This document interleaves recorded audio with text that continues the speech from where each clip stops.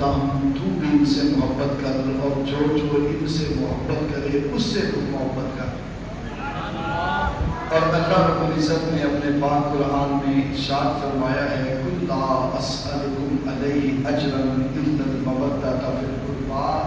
کہ محبوب صلی اللہ علیہ وسلم آپ اپنے امتیوں سے فرما دیں، اپنا کلمہ پڑھنے والوں سے فرما دیں کہ میں نے تمہیں اسلام، ایمان، قرآن دیا، اللہ کا رستہ بتایا، جہنم سے بچا کے جنت کے رستے پہ چلایا، اس پر میں تم سے کوئی اجر، کوئی معاوضہ،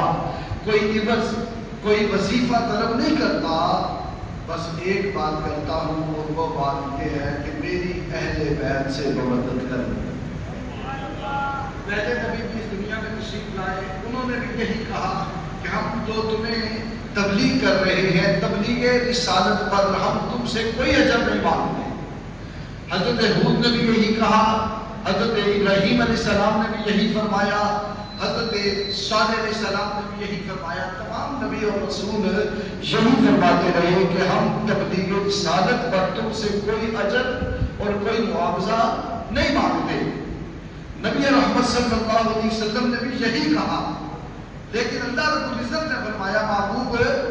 آپ ان سے فرماؤ کہ میں تم سے کوئی اجر نہیں مانگتا،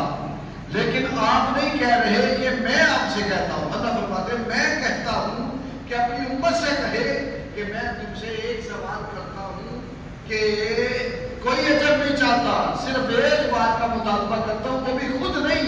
وہ پروردگار فرما رہا ہے، اور وہ اجر کیا ہے کہ میری اہل بیت سے مودت کرنا۔ پھر فرمایا میری اہل بیت کی مثال کشتی نوح کی طرح ہے،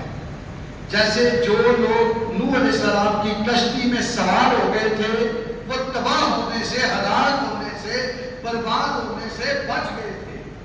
اسی طرح جو میری اہل بیت کی محبت میں سوار ہو گیا، جس کے دل میں میری اہل بیت کی مودت ہوئی، محبت ہوئی، وہ بھی تباہ ہونے سے، برباد ہونے سے، عذاب میں مبتلا ہونے سے، جہنم میں جانے سے بچ جائے۔ اللہ رب العزت نے پاک قرآن میں ارشاد فرمایا، دو آیتیں آپ کے سامنے پہلے تلاوت کی، پھر ایک اور تلاوت کی، جو تیسری تلاوت کی لا أسألكم عليه أجرا إلا المودة في القربى، اس کا ترجمہ میں نے عرض کر دیا، جو اس سے پہلے سورہ احزاب کی آیت نمبر 56 اور 57 تلاوت کی، ان میں اللہ تعالیٰ فرماتے ہیں، پہلی آیت ہے جو مشہور و معروف آیت ہے، ہم عام پڑھتے ہیں، ان اللہ وملائکتہ یصلون علی النبی یا ایھا الذین آمنوا صلوا علیہ وسلموا تسلیما۔ اللہ تعالیٰ اس میں ارشاد فرماتے ہیں کہ بے شک اللہ تعالیٰ اور اس کے فرشتے